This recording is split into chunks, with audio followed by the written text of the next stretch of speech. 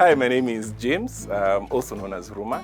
I am a podcaster, a storyteller, visual storyteller, and I am an aspiring feminist. I don't know if I can get the badge soon, but I hope so. My name is Bongera. I am a dad, a husband, I'm an entrepreneur. I run a company that does market research. I'm here to learn and also share what I think about it. Hi, I'm Lee. I'm just a creative guy and a dad and experiencer of life. So let's do this thing. My name is Marcus Olang. I am a writer and photographer, stills by Marcus, and me conversations galore happen.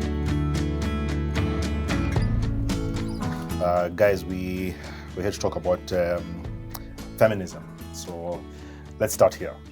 Do you consider yourself a feminist man? I don't. You don't? I'll qualify that. I consider myself pro-feminism and pro-feminist. I don't feel I have earned the title yet, precisely because of insert X number of things that I have done in my past and a process of growth that I am still on. So I don't feel like I have, and I know this is not the idea behind it, but I don't feel like I have qualified for that term. I am very much one who pushes for the idea, and I add my voice to conversations. I amplify the voices. I don't know whether I can call myself a feminist. Okay. Yeah. Okay. Yeah. I think I agree with him on that. I am also very pro-fem. Coming from a background of not being comfortable with masculinity As it currently, it was given to me as a young man. I was like, okay, this is not right, like really. And then now learning with time and through experiences working with very, very feminists in the NGO space. And I do consider myself as pro-fem, but as I said, I'm aspiring to get the badge, the feminist badge, but I know that I'm not yet there. Okay. Just basically because of, as he said, those experiences that I've had and how I am then a product of those experiences. Okay. Okay. What do you think? I think we've got to look at what feminism means, right? Dictionary definition apparently is anyone who just wants equality for gender, right? So technically, we're all people in their right minds are feminists, right? It's just that on what level are you active, or how much are you, how much do you participate in the movement or in the ideology? That's what I think. Okay. Yeah. Okay. I kind of agree with you. I think feminism for me is a way of thinking, a way of looking at the issue, and just the idea of equality. There's debate about equity, equality, and the terminology and all that. But I think just the idea that men and women ideally have similar opportunities and equal access, and social, economic resources are all available to everybody. So I think from that perspective, I am pro-feminism. I think the term feminist has its own connotations. It's been put in a very negative way in some cases. But I think just the notion, the idea that men and women ideally are meant to be equal in terms of access to resources, etc. There are differences, so we're not the same, but I think we do have, rights, equal rights. And for that reason, I think I'm a feminist. So as an evolution to that, Okay. is that then to say that we are presently in a space where we actually and actively have equal opportunities? At present, no. I would say no. I think and I think it's a complex issue because equality is not necessarily a male-female thing. Because even among men, among us, we're not equal. I guess we've got extra resources, I guess we've got extra opportunities. So we're not all equal. So to say that men and women are all equal, I think is not real. There's a lot that we are missing out in the context. But I think generally from a resource perspective, the playing field is skewed largely against women, right? Yeah. That there are certain things, certain places, certain resources that women have traditionally not been allowed to access. And that's the inequality that brings about the whole notion of feminism, in my view. Yeah, so the whole Does that make context sense? is about the economic, political, and one other thing in terms of the equality, right? So you see, we could talk about physiological things, and for sure, we're all different, Yeah. right? Talk about, intellectual, from the intellectual angle, we're all different as well. But there's key things that, if you go for a job interview, chances are the man gets it and the woman doesn't. Or chances are the man doesn't have to suck anyone's dick to get the job.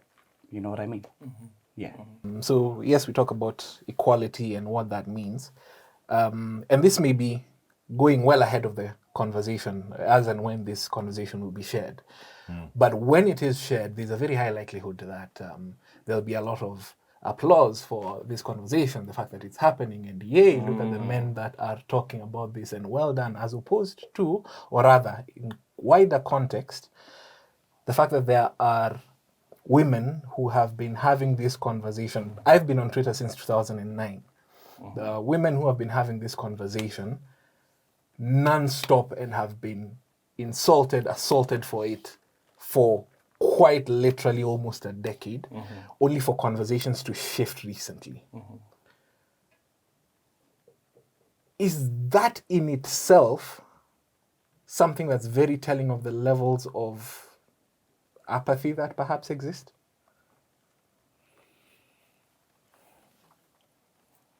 That's a yes or no question that we cannot really answer. Exactly. Because, Yes. okay, how I look at it is like this. I think the gender inequality, gender equity, inclusion conversation has only come up big because it kind of started to serve men's interest when they realized that, we can actually get more people to like our products. You can get more people to want our services. We can jump on this trend. Let's jump on this trend. Let's be all, I am very, we are very inclusive. And for me, what inequality means is that that young lady who I was in university with, who has been sitting out there at home wondering what she's going to do, because she's applied for all these jobs and she's just because she's not aware of, not a penis holder. Yes. Because I don't say wearer of pants because no, those are everybody wears them, yeah? Yes. But she's not a penis holder. Yes. Not holder. Present. Presently Penis holder. holding on. Present. Yes. It becomes difficult for her to be able to even find even just an internship. So for me, that's what inequality looks like. For equity, I believe that equity is a conversation about bringing everybody up to the same level. Yes, we may not have started from the same level, but through our actions, through support from allies, from people who are actively taking a part in changing the narrative, we can be able to bring both men and women up to the same level, give everybody, I'm not going to call it a level playing field, but give them the same level of instruments to be able to play in that field. Because the field is not level. Let's be honest. It's never been leveled. And even if you had the cat bulldozer, it may be a bit difficult to really just, scrape and level it. But now when we talk about inclusion, and that's why I like the inclusion conversation, inclusion goes a bit past just male or female. Inclusion then now starts to bring in those who do not identify as either of those binaries. Yeah. Inclusion now brings everybody else into the circle. And that's when our equity can come up and give them the same tools to be able to fight in that playing field, right? Yeah. Yeah. I think it's a layered question. Because I think there's a lot of layers to that whole equality issue, the pedestal effect, where men are lauded for doing even basic stuff. Bare minimum. And it's a reality. It is. Let's be honest. There are things that we do as guys that are not that complicated really, but we get a lot of credit for doing them. Yeah. As a dad, I know that happens a lot.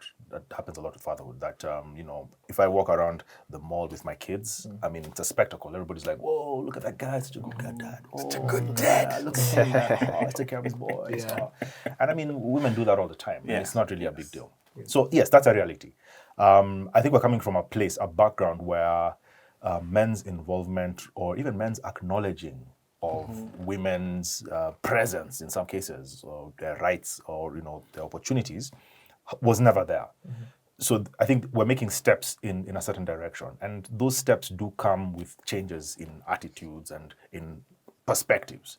I think that's what the pedestal effect is. You're looking at something that you've never seen before, and it has that wow effect. That does not mean it's a bad thing. I think it's a way of because we're trying to shift a mindset here. We're trying to foster a paradigm shift, which is a big thing to do, and it's not going to happen overnight. And there's going to be steps, and each step we take will have reactions from society. And so I think, whereas it might be a bit irritating to women that we get lauded for doing simple things, we're coming from a place where that never used to happen. And that change and those steps that we're making in the right direction are headed there. We're getting to a point where that will not be an issue anymore. Nobody will laud you if Eventually. you take care of your kids. I mean, it's your job, you're a dad. Yeah. We're getting there. But in the meantime, I don't know. I personally think it's a good thing, because it gives men encouragement to keep doing these things if you get lauded for it. That's my view on that particular issue. You know, the issue of equality and, you know, equal rights and all that. Again, it's a background thing. It's a historical thing. We've not had those kind of rights. I gave you. Let me give you a story. So when my wife wanted to change her name, we made a decision that she was going to change her name and take my surname. And it was a whole process. I had to write a letter. Actually, there's a form that the chief gives you and you're supposed to sign. So it's like she has to get my permission to do certain things, something that she has complete control over.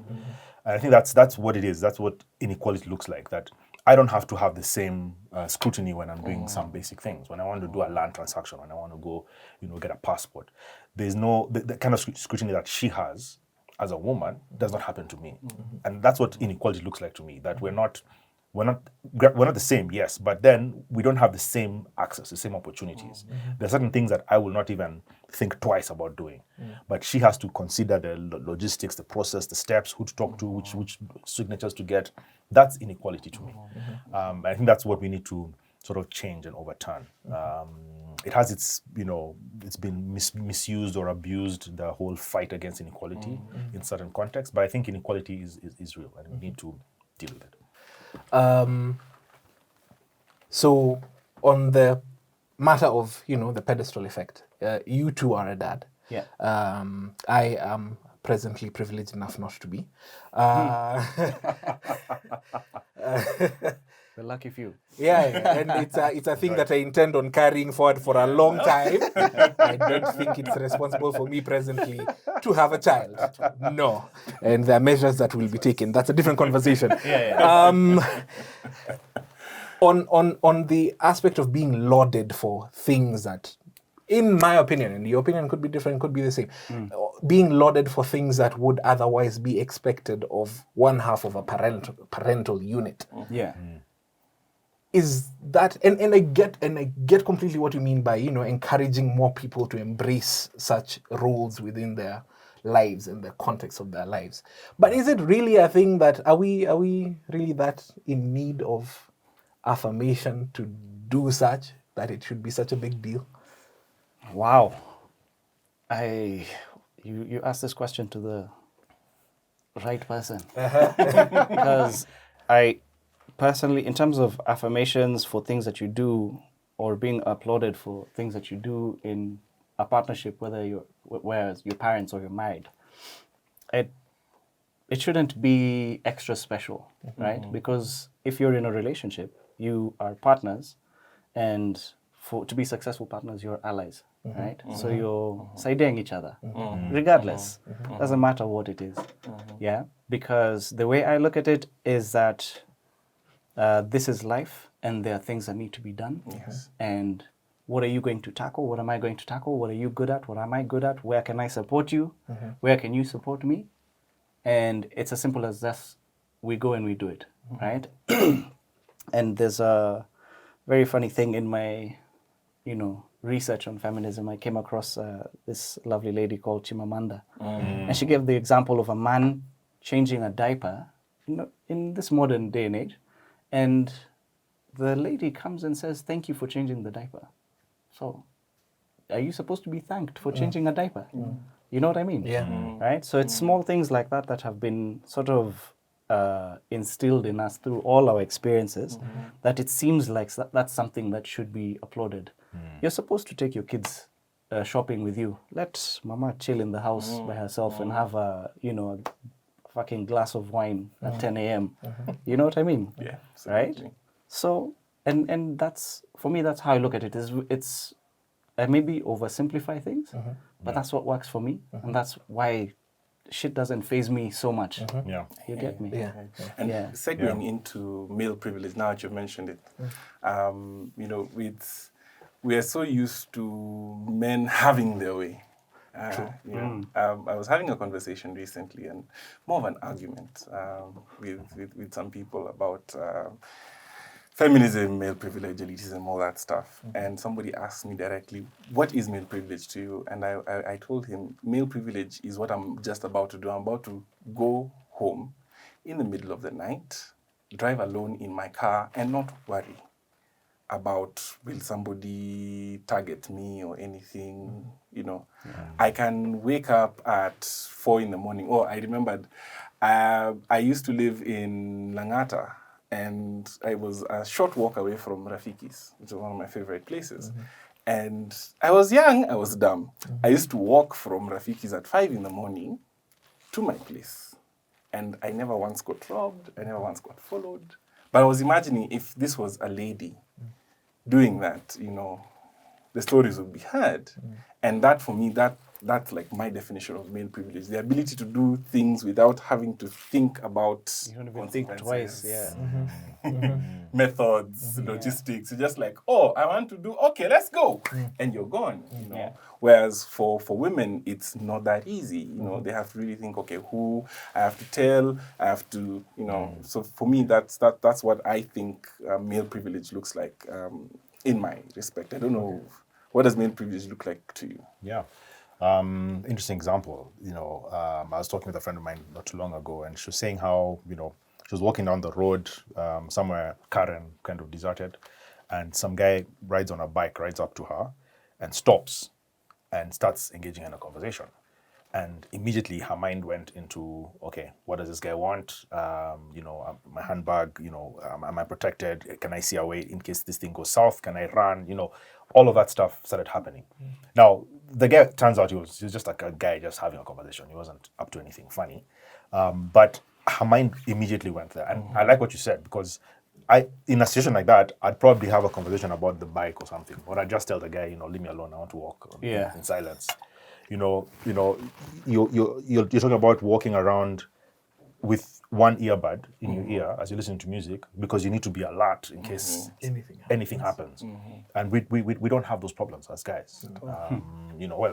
There are certain parts in the city where you do have to have that kind of awareness. But the fact that it's only in certain parts of the city, Yes. I mean, it's and that's the thing, as men, there are so many things that we take for granted, and that's really what male privilege is. The fact that there are things which we don't even think about. I never have to worry about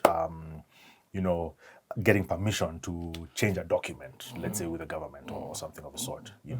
I know that if I do something with my kids, there are places I go with my kids. I go with my kids a lot of places, and I get a lot of attention for that.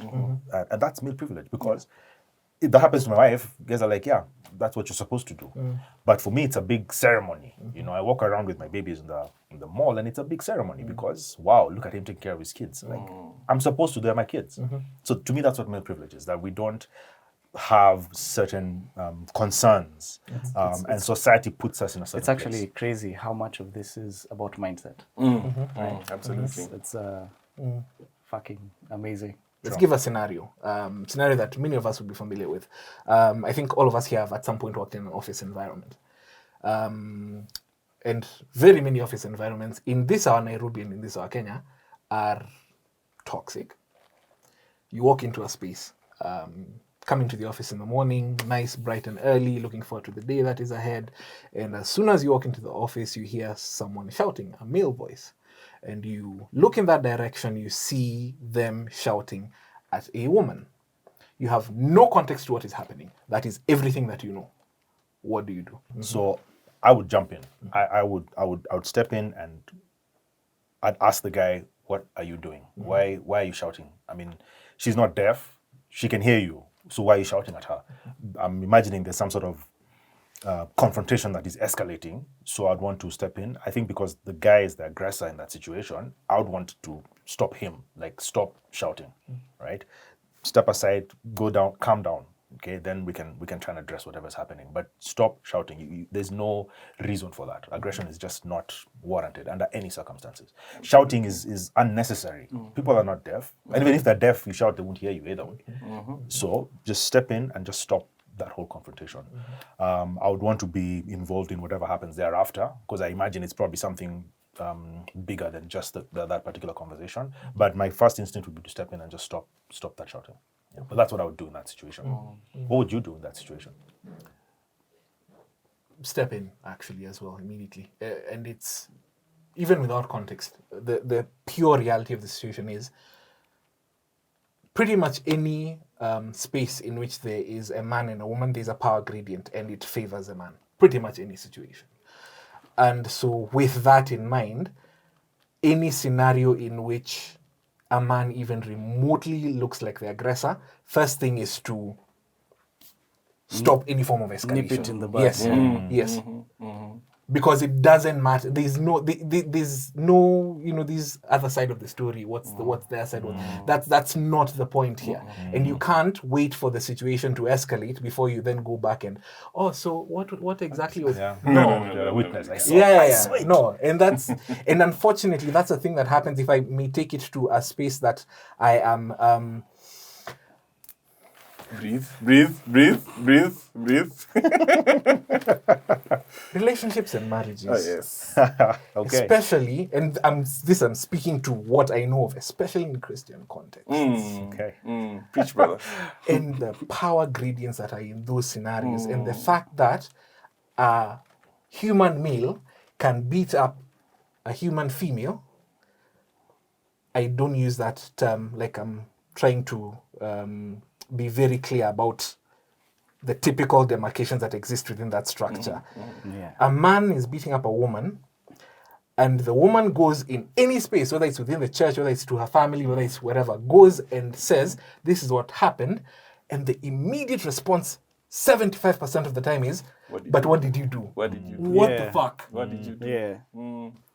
How is that the default? The first thing that happened is, this is someone who is quite visibly injured. Yeah. But the first thing is, but what did you do? Not, are you okay? What happened? How can we help? How can we help? Yeah. Similar to the office situation. Yes. Because typically, a dude who's got no, empathy or just any sort of brain cells that assist in controlling emotion Yes. Yeah. would actually ask that question. Yeah. What did you do? You understand? Yeah. Right? And the thing is, the truth of the matter is human beings are emotional creatures. Yes. Now, the emotions you go through can either control you or you control them. And that's it. And some people just have no control over their emotions. And their first instinct is to lash out. And again, it could be a historical thing.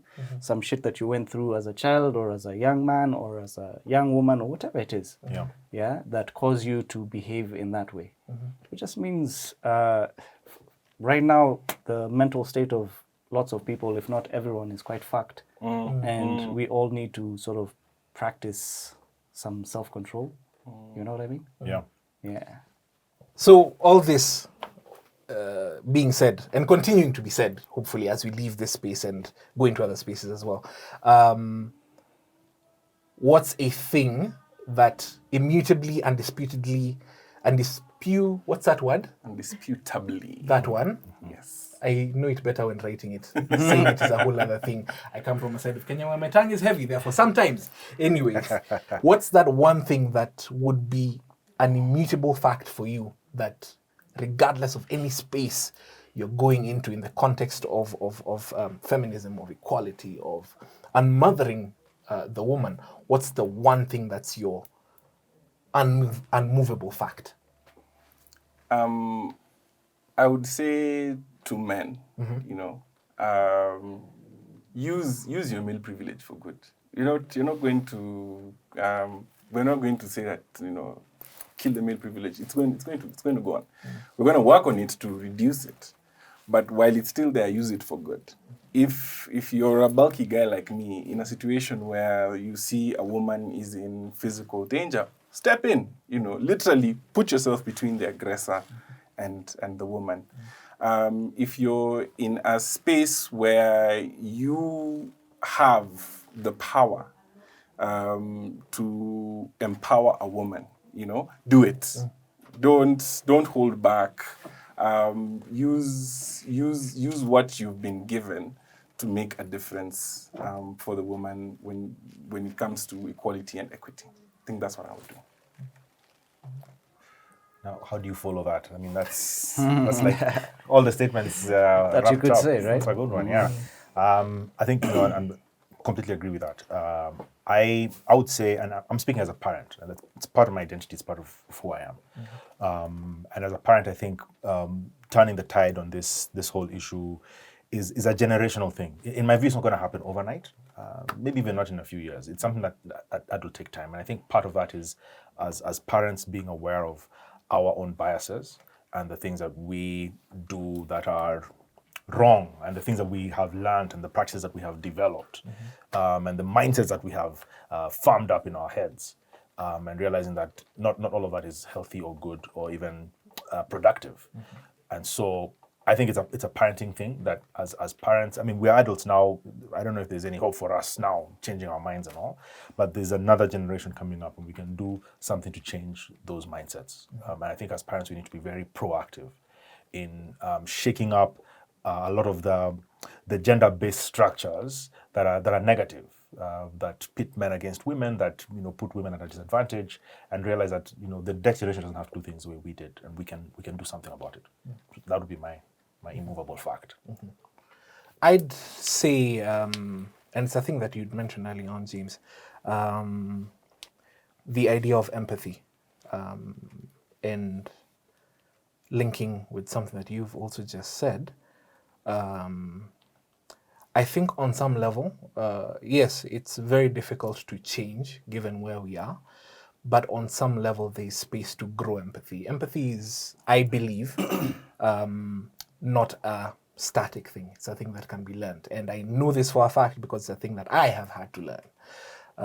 So I'd say it's getting into any conversation, any space with a desire to understand what is going on, not just to impose our own will in that space, but to listen to what other people are saying and actually listen, not listen to respond. And it's not a thing of someone saying, okay, this is what I feel is an injustice, and then me asking, oh, but why would you think that's an injustice? Simply to, classic example, a woman says, I felt harassed by this man.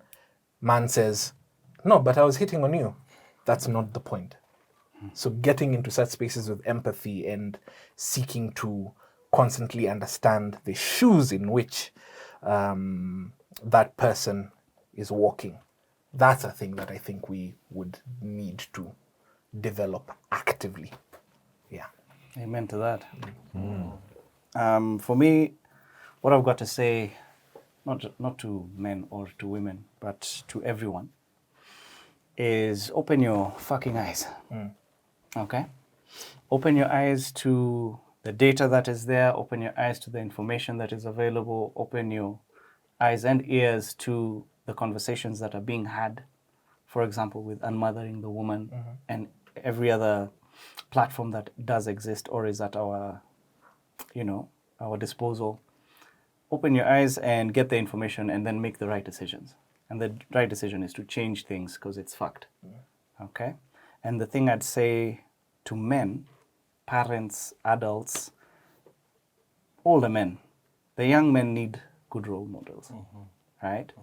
Younger people learn from what they see and from how the environment is. So we need to, in our small little ways, change the way we behave so that the young guys see, right? What is right, what is wrong, what is acceptable, and what is not.